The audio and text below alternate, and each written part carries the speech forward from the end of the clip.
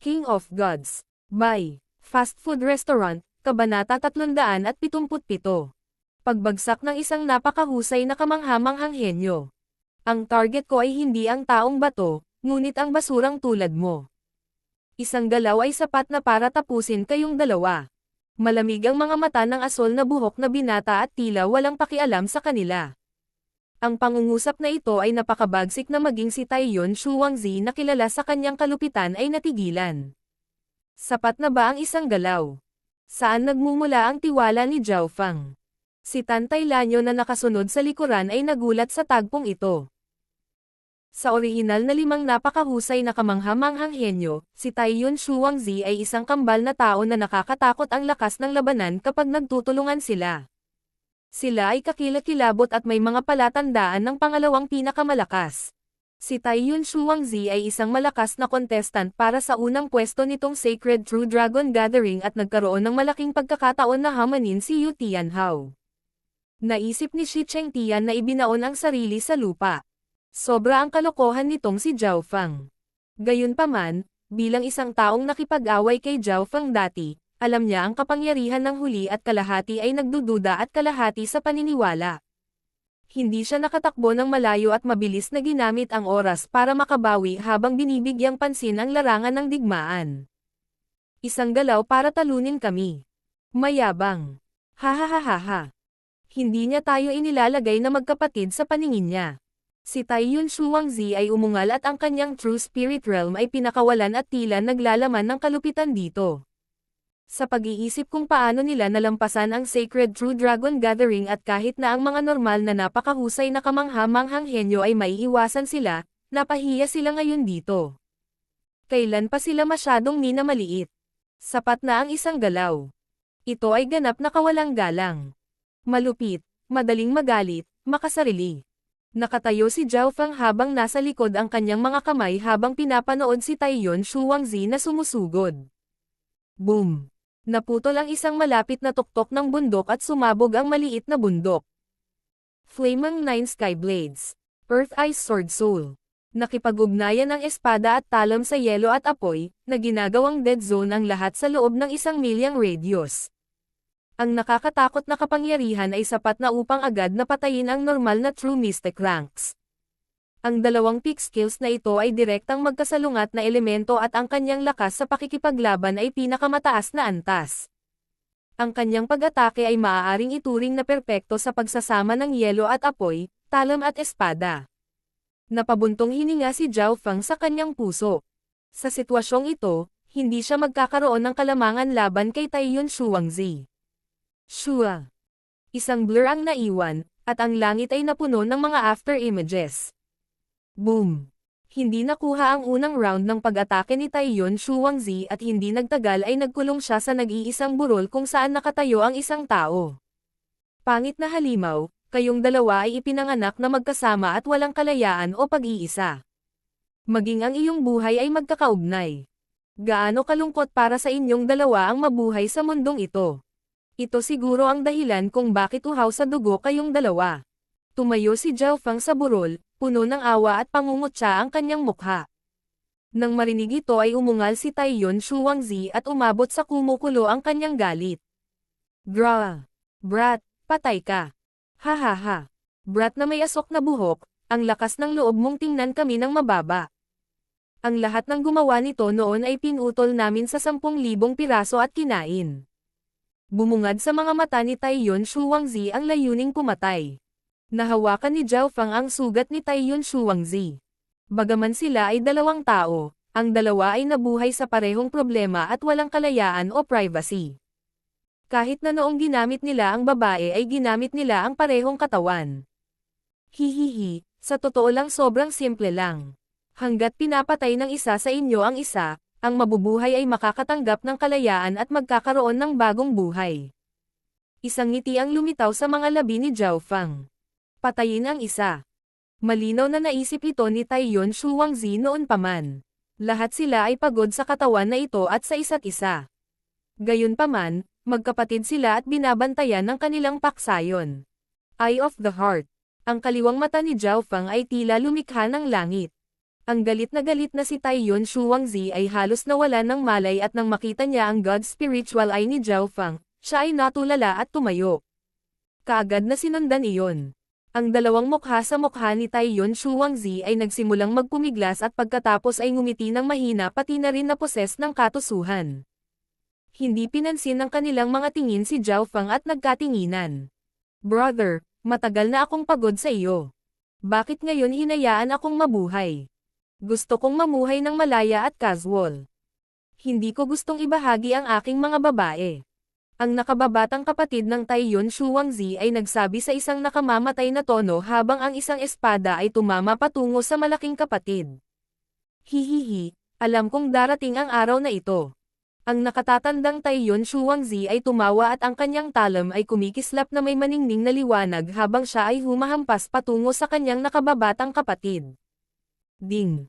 Ding! Dang! Dang! Ang dalawa ay nag-away ng hindi nagtatago at sa parehong katawan, ang talam ay nakipagsagupaan sa espada at lumipad kung saan-saan.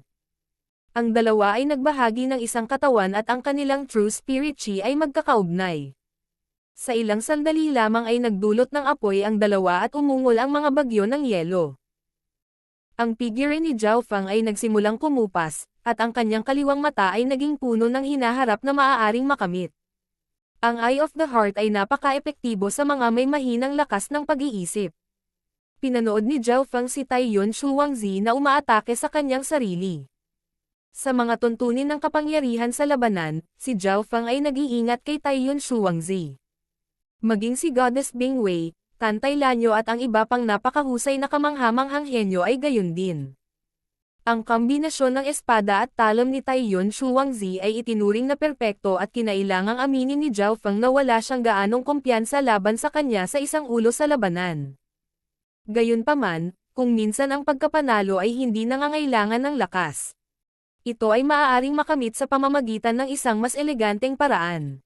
Si Taiyuan Shuangzi ay naapektuhan ng kanyang paligid at nagkaroon ng malaking depekto sa kanyang puso na inilantad ni Zhao Fang. Ang pagkapanalo sa isang galaw ay hindi isang kasinungalingan. Hindi na kinailangan pa ni Zhao Fang na gamitin ang kanyang mga kamay at maaaring mag-atake si Taiyuan Shuangzi sa isa't isa na malamang nahaantong sa pagkamatay nilang dalawa. Oh, ano ito? Ano ang nangyari kay Taiyuan Shuangzi? Talaga bang natalo siya ni Zhao Fang sa isang galaw? Si Tantay Lanyo mula sa likuran ay may gulat na nakasulat sa kanyang mukha.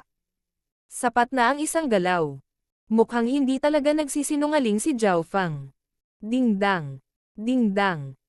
Ang dalawang magkapatid na lalaki ni Taiyuan Shuangzi ay lalong naglaban at hindi nagtagal ay nasugatan ang dalawa. Dahil magkaparehas sila ng katawan ay sinubukan nilang atakihin ang ulo at paa ng mga kalaban. Ang nakatatandang kapatid na lalaki ni Taiyuan Shuangzi ay nasugatan ang kanang braso at ilang marka sa mukha. Ang nakababatang kapatid ni Taiyuan Shuangzi ay naputol ang isang tainga. Sa puntong ito ay nagkaroon ng nakakatakot na ekspresyon ang dalawa. Makalipas ang isang oras, nagpasuray-suray ang katawan ni Taiyuan Shuangzi habang nagkatinginan ang dalawa. Shu! Isang bigla ang kidlat ang dumaan sa kanilang likuran.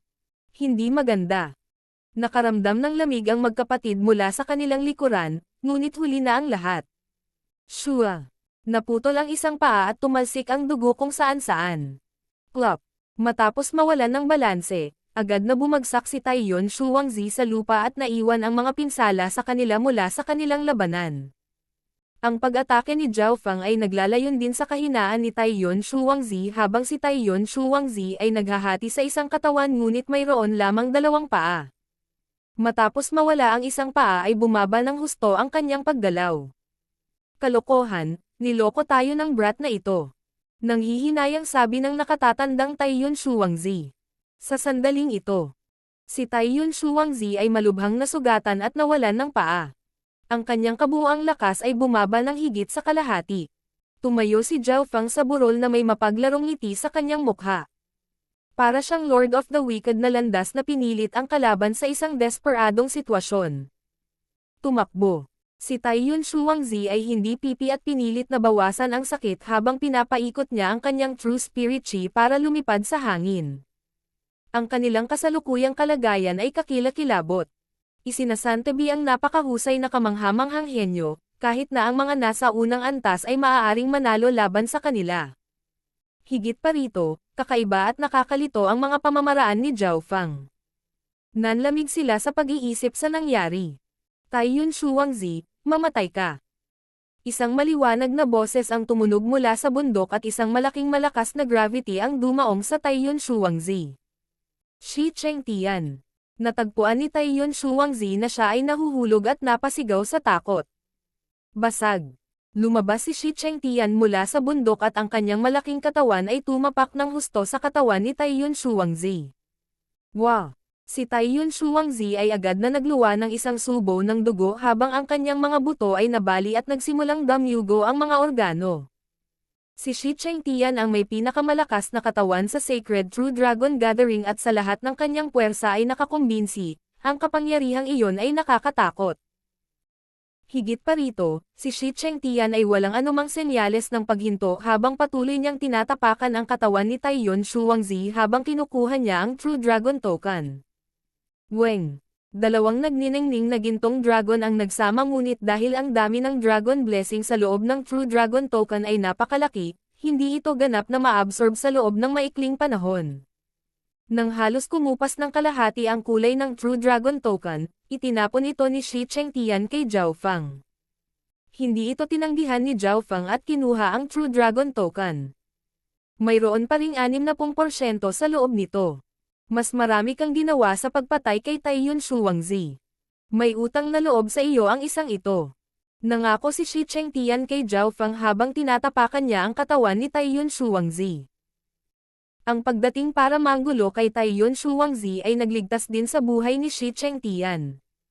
Si Shi Chengtian ay isa sa mga pinakatapat sa 5 napakahusay na kamanghamanghang henyo at nangakong may utang na loob kay Zhao Fang. Weng! Ang gintong dragon sa likod ni Zhao Fang ay nagsimulang lumaki. Ang Dragon Blessing ni Taiyun Shuangzi ay napakalaki at 60% nito ang nagbigay daan sa dragon ni Zhao Fang na malampasan ang kay Goddess Bingwei at Tantay Lanyo. Basag. Dinurog ni Shi Chengtian ang katawan ni Taiyun Shuangzi at nagpakawalan ng alulong si Taiyun Shuangzi bago namatay. Isang napakahusay na kamanghamanghang henyo ang nahulog ngayon. Si Tantay Lanyo na nanunood sa malapit ay hindi napigil ang huminga ng malamig habang namumutla ang mukha.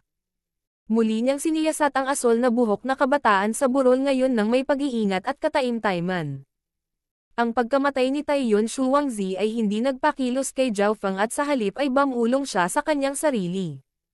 Mas mabuti pang mamatay siya kay Shi Chengtian. King of Gods, Kabanata 378. True Dragon Geniuses. Sa sinaunang arena, ang daang libong manunood ay nanunood sa eksenang ito sa harapan nila.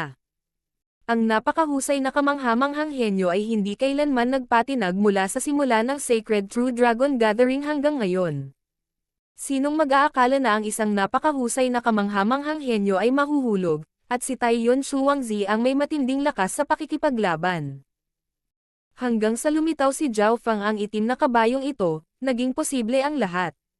Una siyang gumuhit kasama si Goddess Bingwei at pagkatapos ay inilipat ang posisyon ng napakahusay na kamanghamanghang henyo habang sinasaktan niya ang sunod-sunod na napakahusay na kamanghamanghang henyo, sa wakas ay naging isa na rin siya. At ngayon marami na siyang nilalaro sa pagkamatay ni Taiyun Shuangzi. Bagamat pinatay ni Shi Chengtian si Taiyun Shuangzi, karamihan sa mga tao ay tumingin sa asol na buhok na kabataan sa halip. Wala siyang nagawa at ginamit lang ang kapintasan sa puso ni Taiyun Shuangzi para patayin siya. Nanatiling walang ekspresyon si Zhao Fang habang pinapanood si Taiyun Shuangzi na tinatapakan hanggang mamatay. Sa puntong ito ng panahon, ang kanyang Dragon Blessing ay umabot na sa antas ng napakahusay na kamanghamanghang henyo at halos kapareho ng kay Shi Chengtian, higit pa kay Tantay Lanyo at Goddess Bingwei. Bagaman malakas si Taiyun Shuangzi, ang kanyang mental energy ang pinakamahina sa mga orihinal na 5 napakahusay na kamanghamanghang henyo at may malaking depekto sa kanyang karakter. Ang Eye of the Heart ay perpekto para dito. Nagsimulang mag-isip si Zhao Fang tungkol sa kanyang 4 na diskarte sa mata. Eye of Illusion. Paggamit ng mental energy para bitag ang kalaban ngunit walang direktang opens ibong kapangyarihan. Eye of the Heart. Ang pagpasok sa mga kalaban ay may depekto at maaari pang kontrolin ang mga kaaway na may mahinang mental na enerhiya. Eye of Ice Soul.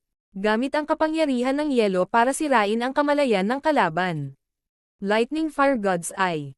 Pinagsasama ang True Spirit Flame sa kanyang mata at nagpapadala ng pag-atake na umaatake sa pisikal at mental na mundo ng enerhiya. Walang ganoong bagay bilang pinakamahusay dito.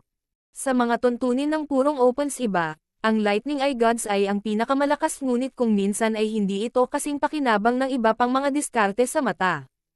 Halimbawa, noong kaharap niya si Shi Chengtian, ginamit niya ang Eye of Ice Soul at mga long-range attacks para sirain siya. Kung ginamit niya ang Lightning Fire God's Eye sa sitwasyong ito ay hindi gaanong kapaki-pakinabang. At muli kapag ginamit si Taiyuan Shuangzi na may malaking depekto sa kanyang puso.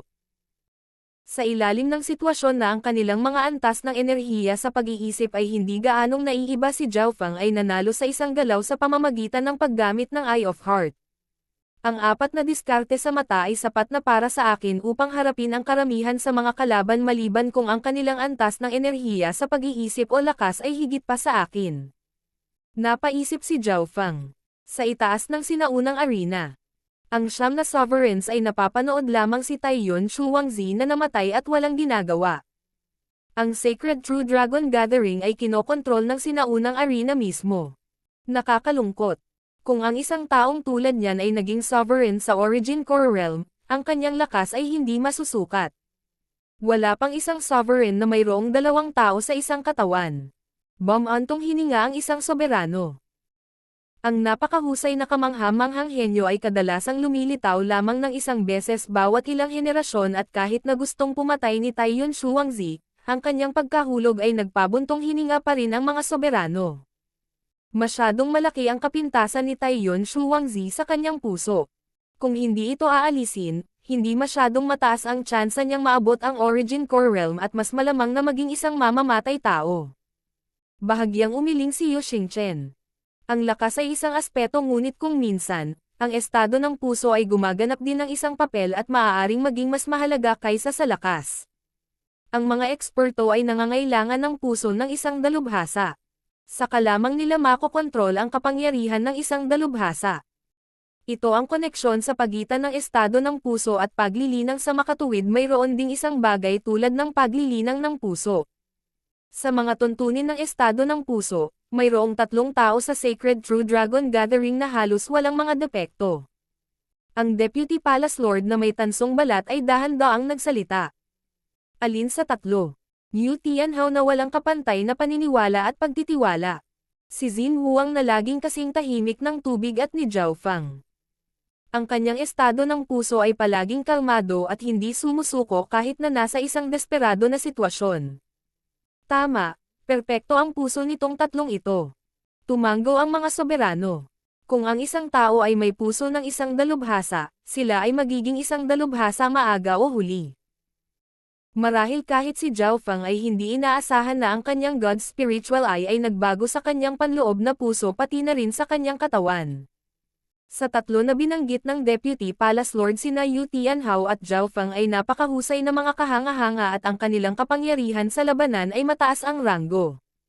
Si Xin Huang ay nasa kalahating antas ng pinakamahusay na kamangha-manghang henyo din at maaari pang makipagpalitan ng ilang galaw ng pinakamahusay na kamangha-manghang henyo. Sa loob ng bula ng liwanag. Sa pagbagsak ng dating pinakamahusay na kamangha-manghang henyo, nagkaroon ng pagtaas sa isang bagong pinakamahusay na kamangha-manghang henyo. Ang kasalukuyang 5 ay sina Yu Tianhao, Shi Chengtian, Zhao Fang, Tantay Lanyo at Goddess Bingwei at kasama nila Yu Tianhao pa rin ang may pinakamaraming Dragon Blessing.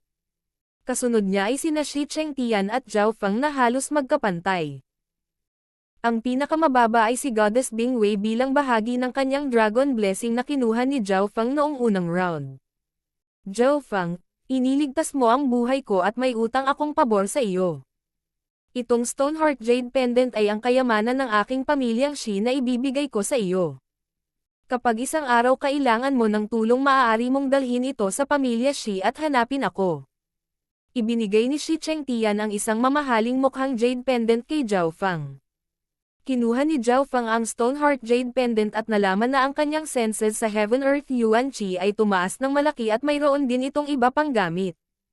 Sa mga tuntunin ng halaga, ito ay malamang na malapit sa isang high-tier spiritual grade na armas. Hindi tinanggihan ni Zhao Feng ang ganoong bagay. Baka kailangan ko ng mga katulong kapag bumalik ako sa 13 countries. Napaisip si Zhao Feng.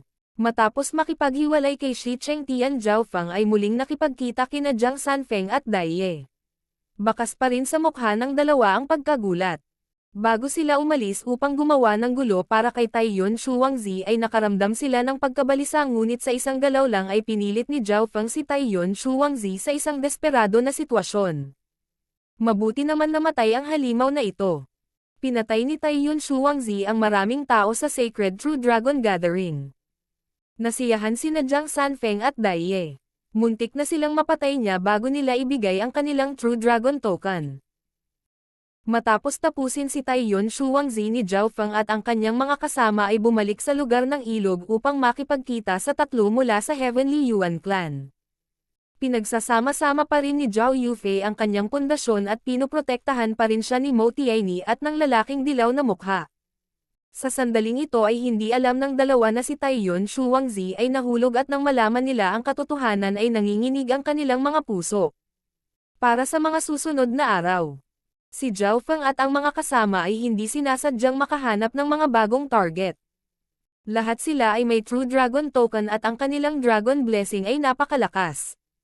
Sa 5 napakahusay na kamangha-manghang henyo, si Yu Tianhao ay lumalabas paminsan-minsan. Si Shi Chengtian ay nagpapagaling at si Tan Tailanyo ay nagpapagaling din, pati na rin ang kanyang mga espiritual na alagang hayop na magpahinga.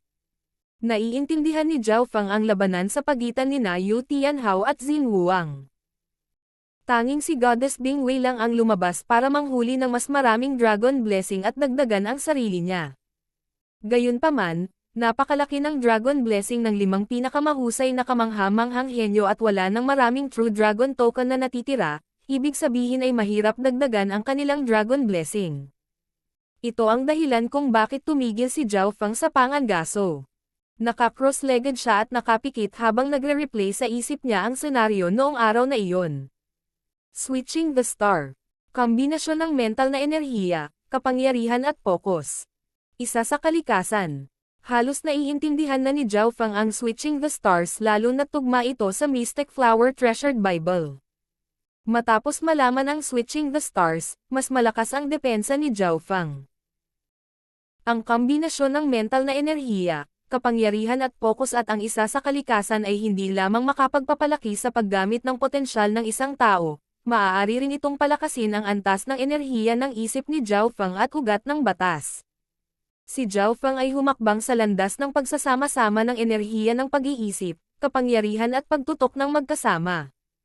Nahawakan na rin niya ang pinto ng pagiging isa sa kalikasan at ito ang nagpapataas ng kanyang kahusayan sa paggamit ng kidlat. Sa unang araw, naunawaan ni Zhao Feng ang kombinasyon ng mental na enerhiya, kapangyarihan at focus at pagiging isa sa kalikasan. Pakiramdam niya ay parehong tumataas ang kanyang potensyal at mental energy level. Sa ikalawang araw, matagumpay na naabot ni Zhao Feng ang pinakamataas na antas, ang ikatlong palapag ng Lightning Inheritance. Ayon sa mga kinakailangan sa ikatlong palapag, kailangan ng isang tao ang paglilinang ng True Lord rank para makamit ito, ngunit talagang nagtagumpay ako. Tuwang-tuwa si Zhao Feng. Ang ikatlong palapag ng Lightning Inheritance ay nangangailangan ng pagkakatugma patungo sa Heaven and Earth Lightning Yuan Qi. Dahil naintindihan ni Zhao Feng ang pagsasama-sama ng mental energy, kapangyarihan at focus at pagiging isa sa kalikasan, nagtagumpay siyang maabot ang ikatlong palapag ng Lightning Inheritance. Nakakatakot ang bawat kilos at galaw ng ikatlong palapag at ang lakas ng kidlat ay umabot sa isang ganap na bagong antas. Bagamat ang antas ng enerhiya ng isip ni Zhao Feng ay patuloy na tumataas at maihahambing sa mga huling yugto ng True Mystic Rank, nahirapan pa rin siyang gumamit ng mga kasanayan mula sa ikatlong palapag ng Lightning Inheritance. Anong antas ng kaliwanagan ang naabot ni Xin Wuang? Kung hindi dahil sa kanyang normal na talento at walang bloodline, tiyak na hindi lang siya sa mga simulang yugto ng True Mystic Rank.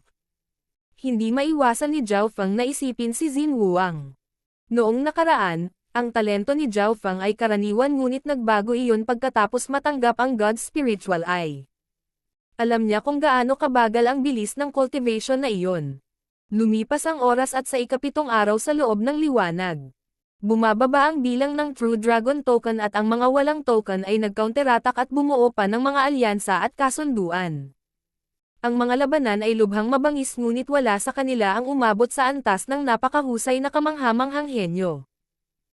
Ang mga nasa antas ng pinakamahusay na kamanghamanghang henyo ay mayroong battle power na malapit sa isang True Lord rank at ang paggamit ng mga numero ay walang silbi. Sa makatuwid, tahimik si Zhao Fang at ang kumpanya. Hanggang sa araw na ito, ang bilang ng True Dragon Token ay bumaba sa 100. Weng. Ang bula ng liwanag ay nagsimulang manginig at makaipon ng napakalaking dami ng basbas ng dragon. Bahagyang naririnig ang mga dagandong ng 100 dragon. Mula sa itaas ng sinaunang arena makikita ang 100 dragon at ang pinakamakapangyarihang 5 nagniningning na gintong dragon ay higit sa 3 yarda ang haba, na bumubuo ng isang napakagandang tanawin. Bukod sa isa pang 5 napakahusay na kamanghamanghang henyo, ang natitirang mga gintong dragon ay wala pang 1 yarda ang taas. Shua! Shua! Shua! Ang ilang daang henyo na walang True Dragon Token ay nawala sa bula ng liwanag at pinaalis. Ang natitirang 100 ay ang sikat na True Dragon Geniuses. King of Gods, Kabanata 379. Paglipat sa kalawakan. Ang bilang ng True Dragon Geniuses sa bawat Sacred True Dragon Gathering ay perpektong 100 sa bawat pagkakataon. Ang mga maaaring makoronahan bilang True Dragon Genius ay hindi lamang isang kaluwalhatian, mayroon din itong praktikal na gamit mga mana. Tanging ang mga True Dragon Geniuses, ang pinakamalakas na henyo, ang may karapatang pumasok sa mga mana, kaya ang True Dragon 100 Strong ay isang malaking pagkakaiba. Ang mga nangungunang henyo na nakikilahok sa Sacred True Dragon Gathering ay nagsikap na maging nangungunang 100, ngunit ito ay napakahirap. Pagkatapos ng lahat, mayroong ilang libong mga henyo na lumalahok sa Sacred True Dragon Gathering at 100 lamang ang napili. Gaano ito kakompetensya? Shua. Ang mga nabigong henyo ay pinalabas mula sa bula ng liwanag na naiwan lamang ng 100. Sila ang mga napili sa kontinente at True Dragons in the Heaven. Iniskan ni Zhao Fang ang lugar gamit ang kanyang God's Spiritual Eye at nakitang 27 o 8 mula sa Northern Continent ang nakarating dito. Ang 5 kontinente na magkasama, Silangan, Kanluran, Timog, Gitna at Hilaga ay mayroon lamang 100 lugar sa kabuuan at sa karaniwan, bawat kontinente ay may 20 lugar. Nangangahulugan ito na ang hilagang kontinente ay gumawa ng mas mahusay kaysa dati. Medyo marami ang alam ni Zhao Fang. Jin Huang, Zhao Yufei, Mo Tianyi, Liu Qingxen, Kang Yuyo, Prince Jin, Wang Xiaoguai, Jiang Sanfeng at ang iba pang mga kasama. Ang kapuspalad ay hindi nalampasan ni Bei Moy ang unang round kaya walang kapalaran sa nangungunang daan, kaya hindi siya matutulungan ni Zhao Fang kahit na gusto niya. Matapos piliin ang True Dragon 100 Strong ang sinaunang arena ay muling nagbago. Shua! Ang liwanag sa sinaunang arena ay nagsimulang kumupas at napalitan ng kadiliman. Ano ang nangyayari? Nagulat lahat ang 100,000 manonood. Ang buong sinaunang arena ay napakaitim at tanging ang espasyo sa loob ng bula ng liwanag ang maliwanag. Weng! Sa loob ng bula ng liwanag, nagsimulang manginig ang lupa at kaagad na sumunod, tila bumukas ang langit. Mula sa anggulong ito ay makikita pa ang mga anino ng mana sa kalangitan at ang nakapalibot na mga rebeltong bato. Maaari na ba nating kontrolin ang kompetisyon? Tanong ng isang soberano sa entablado. Hindi. Ang bula ng liwanag ay magpapalayas sa lahat ng walang basbas ng dragon. Ang puting balbas na soberano ay umiling at sinabi pagkatapos subukan. Magmula noong ikalawang round ng Sacred True Dragon Gathering, ang Sacred Alliance ay nawalan ng kontrol dito. Ito ay bahagyang mabuti at masama. Ang magandang bagay ay walang sino man ang maaaring makagambala sa Sacred True Dragon Gathering, ibig sabihin na ito ay lubos na patas. Ang masamang panig ay marami ang nasawi. Halimbawa, isang pinakamahusay na kamanghamanghang henyo ang namatay sa Sacred True Dragon Gathering na ito. Ito ay isang bagay na hindi nangyari sa loob ng 12-dosenang henerasyon.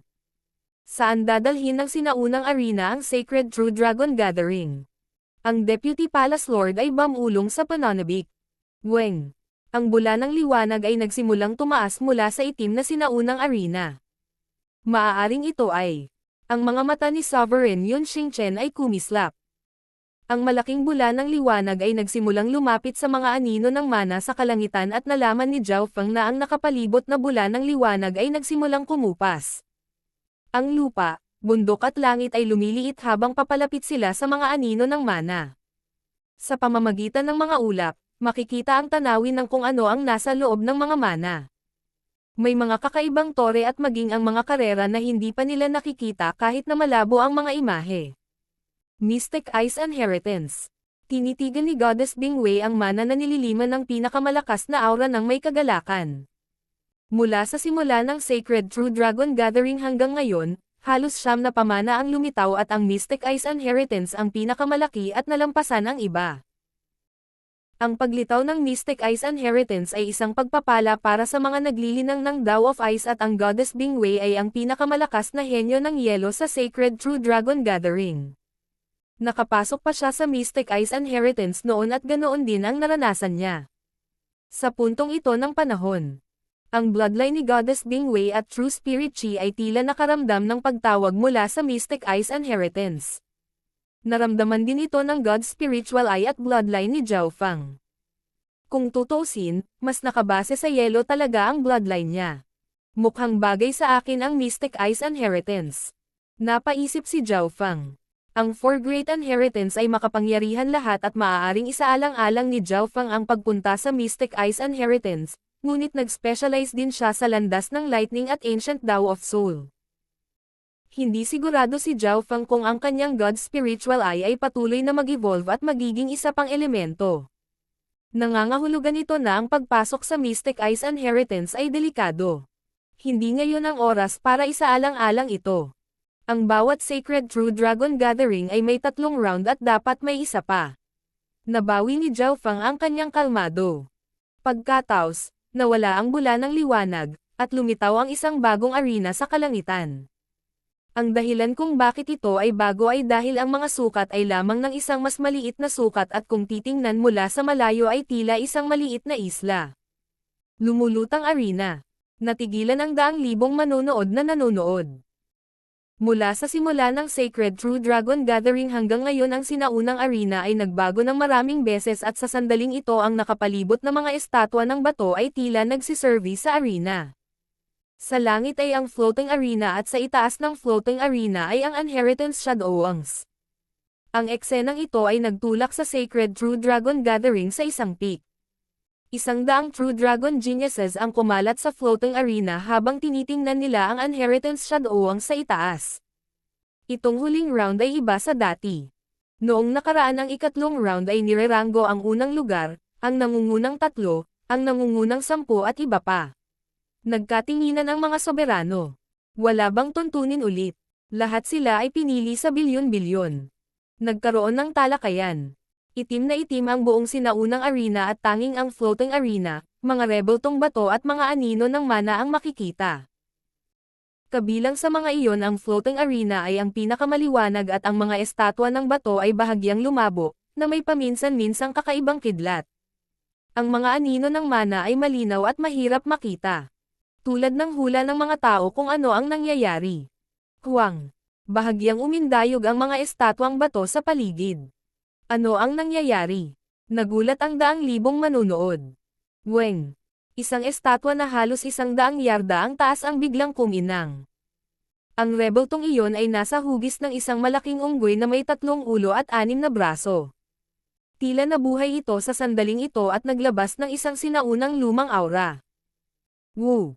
Isang malalim na dagandong ang tila nagmula sa malaking unggoy na ito at maging ang mga nasa Origin Core Realm ay nakaramdam ng pressure. Shua. Ang estatwa ng unggoy na malapit sa 100 yarda ang taas ay nagpadala ng figure ng unggoy sa lumulutang na arena. Ang lakas ng aura. Ang mga estatwang bato na ito ay talagang hindi normal at tila naglalaman ng isang mahiwagang kapangyarihan. Nakita ng God Spiritual Eye ni Zhao Feng ang figure ng unggoy. Shua. Ang figure ng unggoy ay dumaong sa harap ng isang kabataan ng True Dragon 1 na daang malakas. Wang Xiaoguai. Bulalas ng mga mula sa Canopy Great Country. Ang True Dragon token ni Wang Xiaoguai ay umungo at naging malakas na pag-akyat ng True Dragon Blessing na naging 8 figure. Ang True Dragon token ay nag-crack habang ang lahat ng Dragon Blessing nito ay kinain ng unggoy. Woo! Matapos kainin ang pagbabasbas ng dragon ay nagliwanag ang figure ng unggoy at dumapo sa katawan ni Wang Xiaoguai. Boom! Umungo si Wang Xiaoguai at ibinato ang kanyang mga kamao sa kanyang dibdib na parang sinapian siya ng demonyo. Ang kanyang lakas sa pag-iisip at layunin sa pakikipaglaban ay lumundag at tila may naiintindihan. Sa sandaling ito ang aura mula sa katawan ni Wang Xiaoguai ay nagpatalon sa puso ng ibang True Dragon Geniuses at nakaramdam ng pressure. Ito ay ang lakas ng paglipat sa kalawakan. Oh my, totoo ang alamat. Ang mga rebeltong bato na ito ay naglalaman ng ilang mga layunin na iniwan ng ilang mga eksperto. Ang mga sovereigns ay pinanood ang eksenang ito sa pagkabigla at hindi paniniwala.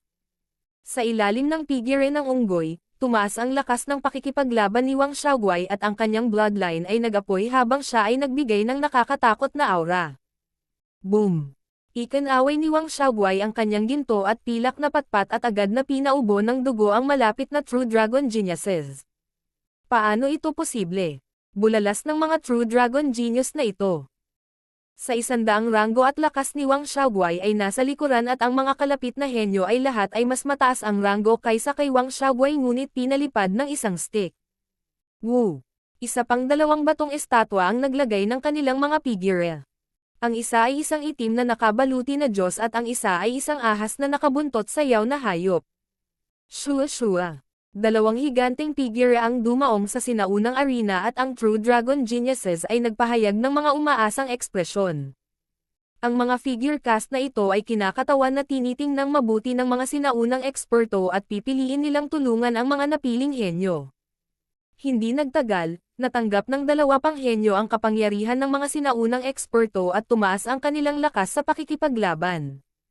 Kasabay nito, maraming estatwa ng bato ang nagsindi ng ilaw. Roar! Roar! Iba't ibang uri ng kapangyarihan ang naglakbay sa pagitan ng sinaunang arena. Pagkatapos, halos 10 figure cast at umakyat sa kani-kanilang mga henyo at isa sa kanila ay isang diyosa na may fan na dumapo kay Liu Chengxian.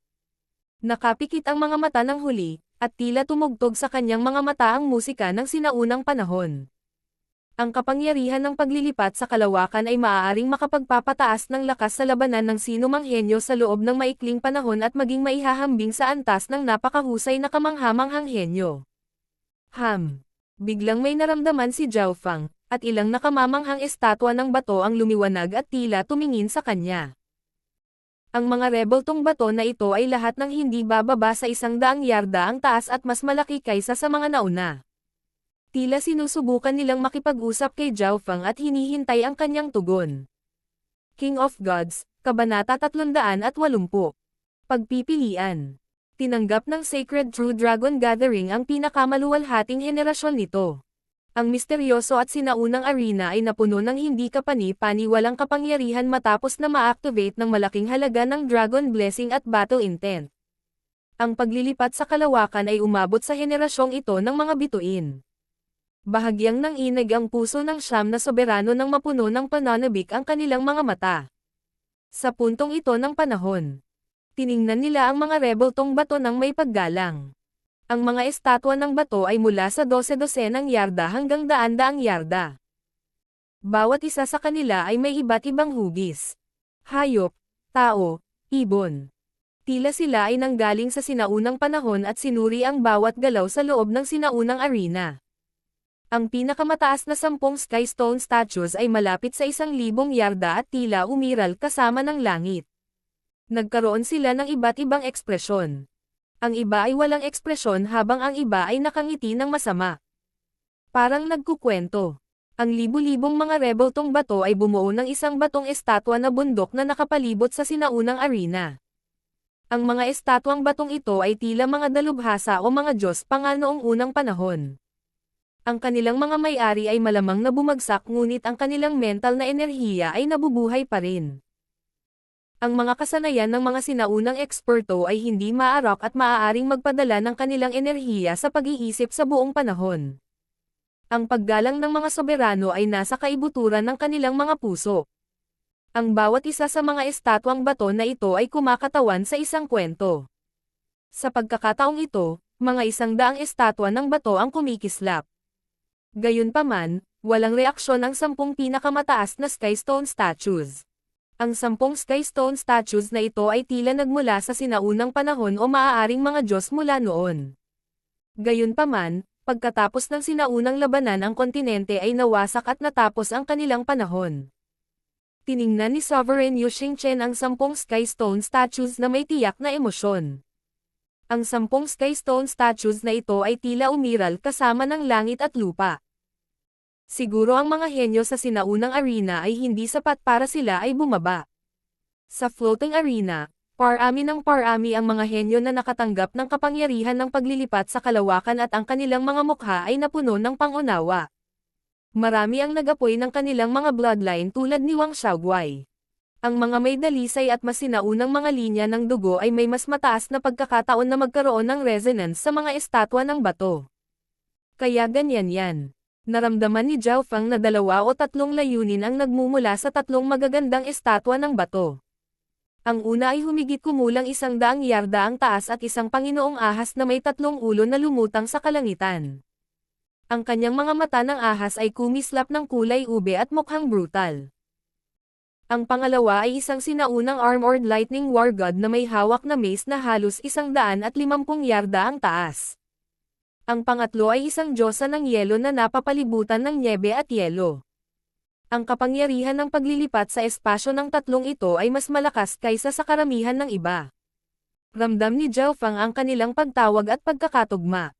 Ayon sa pagsusuri ng God's Spiritual Eye ni Zhao Feng, kung gaano sila tinatanggap ay nakadepende sa kanilang bloodline pati na rin sa lakas ng Dragon Blessing. Halimbawa, si Yu Tianhao ay may 4 hanggang 5 estatwa ng bato na sinubukang makipag-ugnayan sa kanya. Si Shi Chengtian at Zhao Feng ay parehong nakaramdam ng 3 samantalang sina Tan Tailanyo at Goddess Bingwei ay may 2. Ang natitirang mga henyo ay mayroon lamang isa at ang ilan ay wala man lang. Siyempre, tanging ang espiritual na mata ng Diyos ni Zhao Feng ang makakakita nito. Ang iba tulad ni Yu Tianhao at Xin Wuang ay hindi magawa. Alin? Si Zhao Feng ay hindi gumawa ng desisyon at karamihan sa iba pang mga napakahusay na kamanghamanghang henyo ay hindi rin nakagawa dahil ang aura na nagmumula sa mga estatwa ng bato ay lumalakas at lalong nagsimulang magising. Boom! Sumigaw si Shi Chengtian at bumagsak sa kanya ang 200 yarda ang taas na figure ng elepante ng dragon. Agad na pinilit ng malakas na aura ang iba pang kalapit na figure cast. Napakalakas ng paglipat ng espasyo. Nasa malayo si Zhao Feng ngunit naramdaman niyang bumibigat ang kanyang katawan at hirap sa paghinga. Para siyang langgam na nakaharap sa isang mapanglo na hayop. Matapos matanggap ang paglilipat ng espasyo, ang lakas ng labanan ng mga henyo ay mabilis na tumaas sa loob ng maikling panahon at ang ilan ay nasira pa. Halimbawa, ang bloodline ni Wang Xiaoguai ay nag-apoy at naabot niya ang True Mystic rank. Si Liu Chengxen ay may isang diyosa na may chin sa likod niya at ang kanyang mga mata ay nakapikit habang tumutugtog ang isang sinaunang himig, dahilan upang tumaas ang kanyang aura. Ang kapangyarihan ng chin ay tumutulong sa kanya na bumuo ng kanyang ugat ng batas. Lihim na nagulat si Zhao Feng.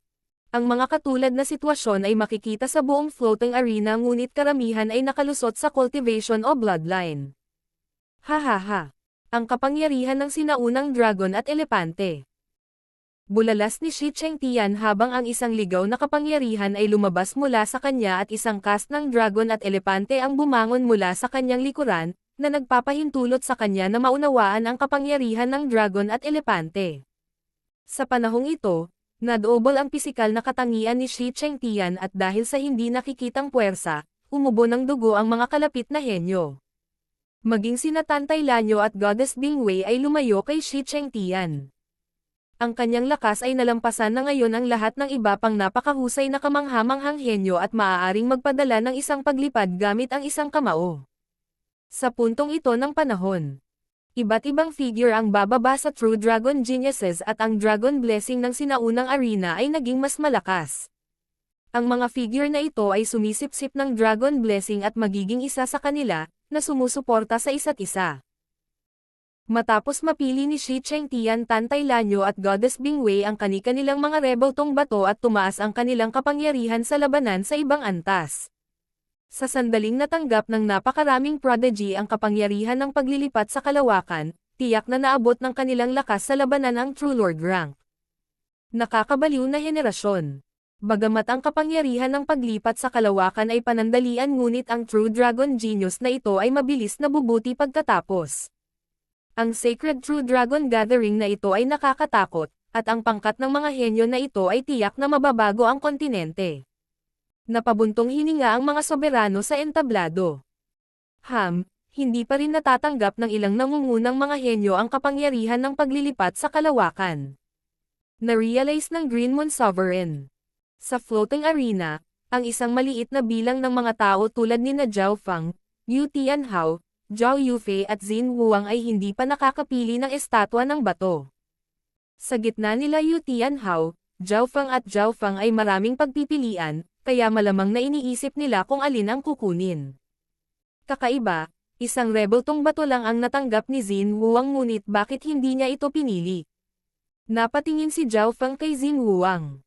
Pakiramdam niya ay mas maraming sikreto ang alam ng huli kaysa sa kanya. Sina Yu Tianhao at Zhao Yufei ay nakatanggap ng komunikasyon ng 4 o 5 layunin. Si Yu Tianhao ang numero 1 henyo at ang kanyang Dragon Blessing ay ang pinakamataas din ngunit si Zhao Yufei ay medyo nababahala pa rin ngunit ang bilang ng mga komunikasyon na natanggap niya ay pareho kay Yu Tianhao. Maaaring mas bihira pa ang bloodline ni Yufei kaysa kay Yu Tianhao. Nagulat si Zhao Feng. Pagkatapos, siniyasat ni Zhao Feng si Xin Huang.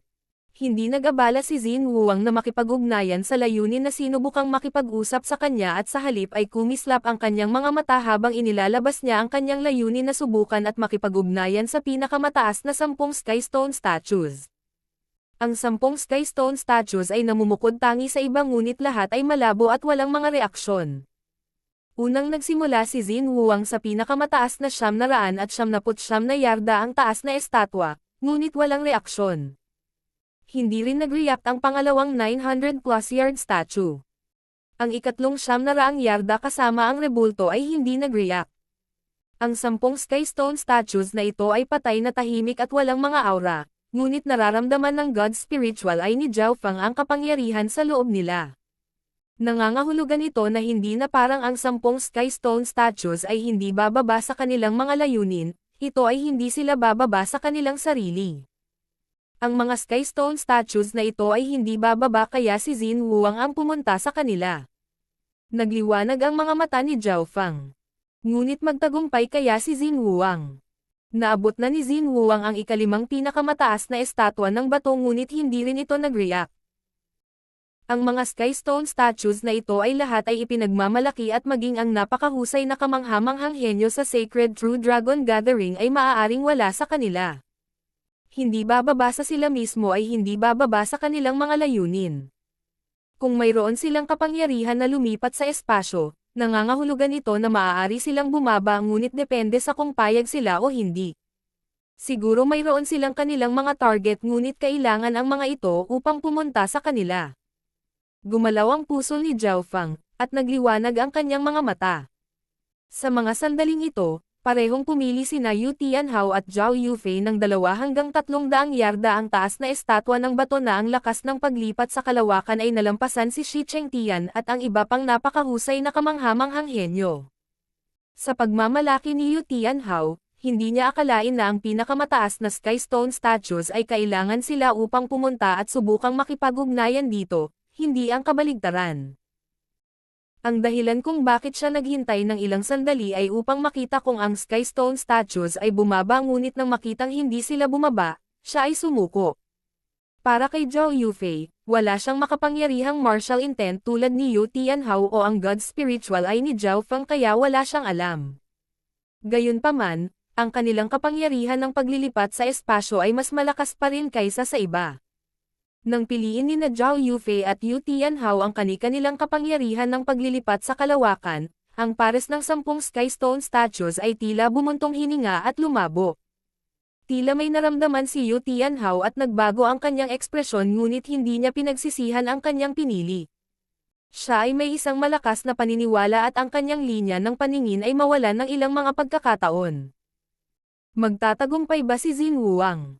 Nalaman ni Zhao Feng na patuloy na sinusubukan ni Xin Wuang na makipag-ugnayan sa 10 Sky Stone statues at kahit ilang beses siyang nabigo, nanatili siyang kalmado. Naisip ni Zhao Feng na hindi mataas ang tsansa ni Xin Wuang na magtagumpay. Una, wala siyang bloodline at pangalawa, ang kanyang dragon blessing ay hindi kasing dami ng isang napakahusay na kamangha-manghang henyo. Hayaan mo akong manalo. Nadama ni Zhao Feng ang pagiging mapagkumpetensya at nagpadala ng isang maliit na bahagi ng kanyang lakas sa pag-iisip upang subukan at makipag-ugnayan sa isa sa 10 Sky Stone statues.